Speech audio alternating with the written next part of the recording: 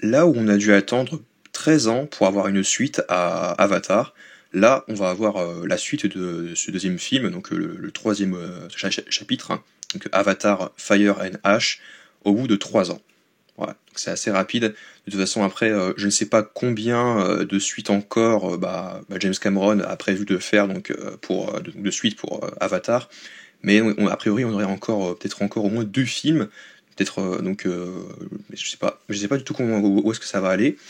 Mais la question aussi que je me pose et que je suis en droit de me poser, c'est que est-ce qu'il aura donc est-ce qu'il va s'en servir pour se renouveler? Parce que là, c'est vrai que pour le coup, la suite, ça faisait plaisir, c'était assez divertissant. Il y avait une histoire, un cadre, et puis c'était esthétiquement magnifique. Tout était magnifique. Là, il va pouvoir continuer à étendre son univers, donc de Avatar avec les Na'vi. Et là, donc aujourd'hui, on est là pour parler donc des nouvelles donc de Avatar 3, le film donc, qui sort donc au mois de décembre donc 2025 cette année. Donc je vais vous dire tout ce que j'ai pu voir et tout ce qu'on a comme nouvelles informations. On a eu des nouveaux visuels, mais de nouvelles informations. C'est parti, on va communiquer tout ça ensemble. Attendu pour la fin attendu pour la fin d'année, Avatar 3 Fire and Ash se dévoilera un peu plus au fil des mois. En janvier, James Cameron nous dévoile de nouvelles bestioles aériennes, entre autres. Donc de nouvelles créatures, de nouvelles races, de Avatar. Donc ça c'est cool. Peut-être aussi de nouveaux environnements, parce que c'est vrai que dans Avatar 2, la voie de l'eau, on avait découvert entre autres une autre espèce de Na'vi, voilà, les Na'vi de l'eau, et d'autres créatures, donc des espèces de baleines, de ce genre de choses. Donc c'était assez fascinant, j'avais beaucoup apprécié. C'est vrai que le deuxième pour moi était un petit peu plus digeste, même si c'est plus de 3 heures. C'est juste qu'au niveau du scénario, après encore une fois, c'est ce qu'on dit beaucoup dans toutes les productions, dans beaucoup de productions de science-fiction. Là, on invente donc des créatures comme ça, comme les Na'vi. C'est que l'histoire en soi, elle est assez classique, basique. C'est-à-dire qu'on a un peu déjà vu, mais et qu'il n'y a pas forcément beaucoup d'idées. Mais en termes de design, de créature, de façon de filmer, là, c'est vrai que pour le coup, c'est du jamais vu, quoi. Enfin, c'est en tout cas à ce point-là, au niveau donc de la couleur, de l'esthétique et du cadre, c'est vrai que c'est bluffant, c'est magnifique. Et on a hâte de voir ça donc avec Fire and Ash, donc avec le feu, avoir peut-être encore une autre race de Na'vi et d'autres créatures. Donc on a donc les nouveaux créatures, donc là on va vous montrer les nouveaux visuels, là après. Donc il avait fallu attendre 13 ans donc, entre les 2 premiers volets d'Avatar. Grâce à un tournage anticipé en amont, le troisième arrive bien plus vite, le 17 décembre 2025, pour être plus précis. Et à ce stade, on en sait déjà beaucoup sur lui. On connaît sur son titre Fire and Ash, le feu et les cendres, et on sait qu'il s'intéresse à un nouveau clan Na'vi, le clan des cendres. Donc là on avait vu donc le peuple de la forêt, le peuple de l'eau, voilà, donc je ne sais plus exactement comment il s'appelait, et là on a le peuple des cendres. Cameron est bien entendu toujours le grand chef d'orchestre, tandis que Sam Worthington et Zoe Saldana, Sigourney Weaver, Stephen Lang et Kate Winslet, entre autres, seront de retour. Voilà, donc on a donc des personnages qu'on avait vus dans le deuxième film et qui vont revenir. Et donc là, voici donc on a le visuel de ces créatures qu'on appelle, je ne sais pas, je crois que c'est comment ça s'appelle ça là. On verra ça. Donc le magazine Empire, spécialisé dans la culture populaire, a ainsi promis de donner des nouvelles de Pandora à chaque nouveau numéro. Donc tous les mois, il faut donc s'attendre à quelques informations supplémentaires. Pour démarrer l'année, il nous offre donc deux nouvelles images ainsi qu'une interview de Big Jim en personne. Et donc là, du coup, on a donc les nouvelles créatures de Pandora, de cette planète.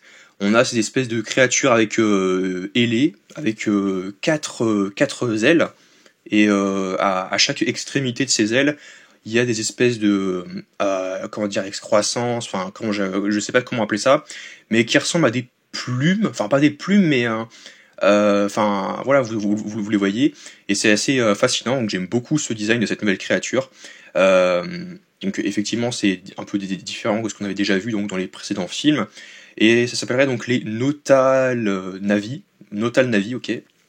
Et donc du coup on a eu des informations sur ces créatures et sur la suite de Avatar. On va en parler. Donc c'est la première image qu'on donne un aperçu. Donc c'est la chef d'un peuple qui a connu énormément d'épreuves. Ça a l'air et ça a l'air endurci. Donc c'est un peu mal traduit. Elle a l'air de s'endurcir. Enfin pratiquement c'est ce qui a été, c'est ce qu'avait dit Cameron. Le personnage est incarné par Oona Chaplin, actrice hispano-britannique, qui est la petite fille de Charlot, connue par la planète, donc la planète du coup Pandora, pour son rôle de Talisa Maguire dans la série Game of Thrones. Voilà. Le cinéaste ne tarit pas d'éloges à son égard, d'autant qu'elle est censée incarner un changement dans le traitement des navis. Donc là, je vous laisserai donc les images des films et tout. Et elle ferait n'importe quoi pour eux, y compris des choses qu'elle considère mauvaises. Ce qu'on a essayé de faire dans ce film, c'est de ne pas être simpliste, tout noir ou tout blanc. On essaye d'évoluer au-delà du paradigme, tous les humains sont mauvais, tous les navis sont bons. D'accord. Donc on part du principe que à l'origine, toutes les espèces navis sont bons, et en gros, quand ils se sentent menacés, bref, je vais pas expliquer bien basiquement, mais en gros c'est assez complexe et ils essayent donc de changer donc le paradigme, voilà, complètement. En gros la menace sera toujours les humains, les humains, les humains. Mais c'est vrai que ce qu'on aurait pu attendre, c'est qu'avec les fameux éléments, donc là on avait l'eau, ensuite le feu, donc là, les cendres, c'est que parfois on aurait pu penser que ce soit un peu donc le nouveau climat, le nouvel environnement, qui soit une sorte d'épreuve donc pour les navis. Même si c'est censé être donc un cadre, leur havre, donc leur milieu, donc en gros. Mais malgré tout, c'est vrai que si c'est encore les humains qui sont en mode on va chasser des navis, un peu comme donc les premiers films, au bout d'un moment ça va un peu lasser, hein, ça va être un peu nul. C'est pour ça qu'encore une fois je trouve effectivement que c'était aussi un aveu d'échec, donc attention d'avoir ramené donc le premier méchant donc dans le deuxième film, ça n'apportait pas grand chose, je suis désolé. Mais ouais, mais si la plus vue c'est que c'est un avis. Bah ouais, mais non, trouvez autre chose quoi. Faites que ça vienne directement du clan de l'eau ou d'un autre clan voilà, que deux clans qui se font la guerre quoi. Donc deux clans navis de différentes espèces, de différents temples qui se font la guerre pour protéger leurs ressources, leur culture, etc. Et leur peuplade, ça peut être intéressant. À voir ce qu'il va faire par la suite. Donc là, encore une fois, ces créatures-là qu'on a vues qui vont être développées. Le prochain opus se veut donc moins manichéen, ok. S'il a bien une composante sur laquelle il ne lésinerait pas, c'est le taux de grosses bestioles avec les Tulkun de la voie de l'eau. Donc les Tulkun, je crois que c'est les baleines, il me semble. La deuxième image nous présente de gigantesques créatures volantes apprivoisées par les Wind Traders et donc les marchands du vent. Ce sont des marchands nomades équivalents aux caravanes de chameaux de la route de l'épice lors du Moyen-Âge. Ok, donc ça c'est intéressant qu'il explique comment il a pu développer son univers et donc de quoi il s'est inspiré. Ça c'est assez intéressant du coup. Et vous savez, ils sont juste amusants. Ok, donc comme on l'a dit, je pense qu'il y aura peut-être des moments rigolos où on va juste se poser et découvrir un petit peu le nouvel univers, enfin le nouveau territoire, le nouveau clan Navi, avec ces nouvelles créatures, donc comme on l'avait fait avec les Tulkun et puis avec les autres, et la façon qu'on a vu donc Jake et les autres donc apprendre à vivre comme les navis de l'eau. Ça peut être intéressant donc de revoir ça avec cette toute nouvelle race de navis qui eux ne seraient pas bleus comme les différents navis qu'on avait déjà vus. Ce serait une autre race entre guillemets. Comme tous les navis, ils vivent en symbiose avec leurs créatures. Donc là pareil, on n'abandonne pas forcément par contre la connexion entre l'espèce de dresseur et la créature. Et si vous avez du sang nautique dans vos veines, vous voudrez être sur leur vaisseau. Donc là on a les vaisseaux, on vous montre plusieurs vaisseaux, donc j'ai montré plein d'images donc des vaisseaux qu'on va voir. Et en embarquement prévu en fin d'année, donc où il devra affronter le film Bob l'éponge, et 2 semaines après le prochain Anaconda. Ok, c'est un film ça. C'est dire à quel point les majors ont perdu tout espoir de détrôner la saga désormais menée par Disney. Pour rappel, Avatar 1 et 2 sont respectivement la première et la troisième place du classement général des recettes au box-office mondial. Le quatrième étant occupé par Titanic, autant dire que Cameron est passé pro dans l'exercice promo.